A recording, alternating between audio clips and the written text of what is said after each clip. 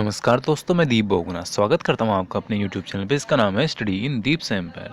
तो दोस्तों, आज हम पढ़ने वाले हैं विद्युत मोटर के बारे में। विद्युत मोटर एक ऐसी घूर्णन युक्ति है जिसमें विद्युत ऊर्जा का यांत्रिक ऊर्जा में रूपांतरण होता है।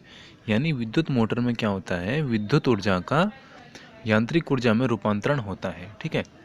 एक महत्वपूर्ण अवयव के रूप में विद्युत मोटर का उपयोग विद्युत पंखों में किया जाता है, रेफ्रिजरेटरों में किया जाता है, विद्युत मिश्रकों में किया जाता है, और वॉशिंग मशीन आपने देखा होगा, कंप्यूटर में किया जाता है, MP3 प्लेयर जो होते हैं, MP4 प्लेयर जितने भी होते हैं, इन सब में विद्युत मोटर का उपयोग होता ही होता है। ठीक है। अगर ऐसा नहीं होगा तो विद्युत जो हमारी विद्युत ऊर्जा है वो यांत्रिक ऊर्जा में चेंज नहीं होगी, इसलिए उस विद्युत ऊर्जा का कोई फ़ायदा नहीं होगा अगर वो यांत्रिक ऊर्जा में चेंज ही ना हो तो, है ना। तो अब यहाँ से आगे हम ये देखते हैं कि ये कार्य कैसे करता है, क्योंकि मेन काम हमारा ये है कि ये देखना कि ये काम जो करेगा कैसे करेगा।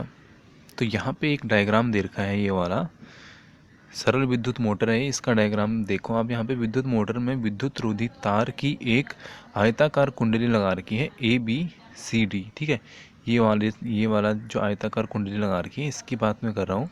ABCD ये लगा रखा है। इस कुंडली में क्या है कि किसी चुंबकीय क्षेत्र के ध्रुवों के बीच इस प्रकार रखा गया है। ये भी चुंबकीय क्षेत्र है, ये भी चुंबकीय क्षेत्र है, तो इसके बीच इस प्रकार रखा गया है कि इसकी जो भुजाएं हैं AB तथा CD, A और बी, यानी ये भुजा और ये भुजा, CD भुजा, दो भुजाएं। ठीक है। ये जो दोनों भुजाएं हैं ये क्या है कि चुंबकीय क्षेत्र की दिशा के लंबवत रहती हैं। कुंडली के सिरे के जो हमारे कुंडली है, इसके जो दो सिरे हैं ये विभक्त वलय के दो अर्धभाग P तथा Q से संयोजित होते हैं। इन अर्धभागों के भीतर भीतरी सतह विद्युत रोधी होती है।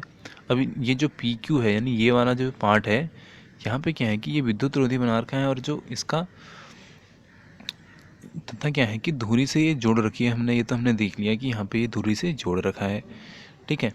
P तथा Q के बाहरी चालक सिरे क्रमशः दो स्थिर चालक ब्रूसों X तथा Y से स्पर्श करते हैं। और यहाँ पे हमने ये भी देखा कि ये यहाँ पे X और Y से क्या कर रहे हैं, टच कर रहे हैं, तभी तो ये आगे को जा रहा है ना। यहाँ से करंट तभी फ्लो होगा। ये देखो यहाँ पे दोनों टच हो रहे हैं। बैटरी में चलकर चालक ब्रश X से होते हुए, तो जो चालक ब्रश है वो X से होते हुए विद्युत धारा कुंडली ABCD में प्रवेश करेगा, तथा क्या होगा, Y से ब्रश होते हुए बैटरी की इसकी भुजा AB में A से B की ओर तथा भुजा CD से, और जो भुजा CD है में यहाँ पे क्या होगा कि C से D की ओर प्रवाहित होगी। और अतः इस कारण क्या होगा कि जो AB है तथा CD है, ये इन दोनों में विद्युत धारा की जो दिशाएं हैं परस्पर क्या हो जाएंगी, विपरीत हो जाएंगी।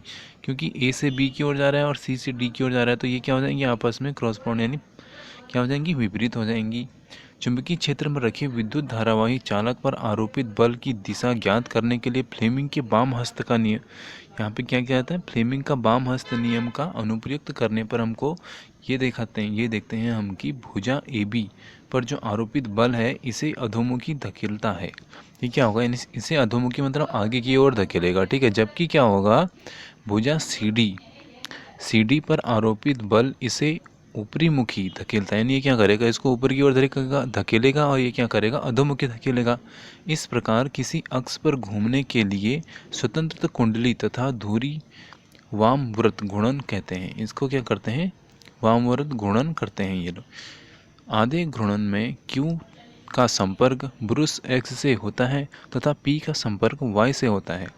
अतः कुंडली में विद्युत धारा उत्क्रमित होकर पथ DCBA यानी उल्टी, ठीक है, के अनुदिश प्रवाहित हो जाती है। यह युक्ति जो परिपथ में विद्युत धारा के प्रवाह को उत्क्रमित कर देती है उसको हम क्या कहते हैं, सबसे ज़्यादा इम्पोर्टेंट ये है, इसको हम बोलते हैं दिक् परिवर्तक। क्या बोलते हैं, दिक् परिवर्तक बोलते हैं। और यहाँ पे विद्युत मोटर में विभक्त वलय द्विपरिवर्तक का कार्य करता है, और विद्युत धारा के उत्क्रमित होने पर दोनों भुजाओं AB तथा CD पर आरोपित बलों की दिशाएं भी क्या होती हैं, उत्क्रमित हो सकती हैं। इस प्रकार कुंडली की भुजा AB जो पहले अधोमुखी धकेली गई थी अब ऊपरी मुखी धकेली जाती है। इस कुंडली की भुजा CD से पहले ऊपरी मुखी धकेली गई अब अधोमुखी धकेली जाती है। अतः कुंडली तथा धुरी उसी दिशा में अब आधा घूर्णन और पूरा कर लेती हैं। प्रत्येक आधे घूर्णन के पश्चात विद्युत धारा के उत्क्रमित होने का क्रम दोहराता रहता है, जिसके फलस्वरूप कुंडली तथा धुरी का निरंतर घूर्णन क्या होता है, होते रहता है। यानी निरंतर वो क्या रहती है, घूमते रहती है। व्यावसायिक मोटरों में स्थायी चुंबकों के स्थान पर विद्युत चुंबक प्रयोग किए जाते हैं। विद्युत धारावाही कुंडली में फेरों की संख्या अत्यधिक क्या होती है, और क्या होता है यहाँ पर आप देखो, व्यावसायिक मोटरों में कुंडली नर्म लोह क्रोड पर लपेटी होती है। ये आपने देखा भी होगा। ये क्या होती है, एक पतले से लोहे की क्रोड पर लपेटी होती है।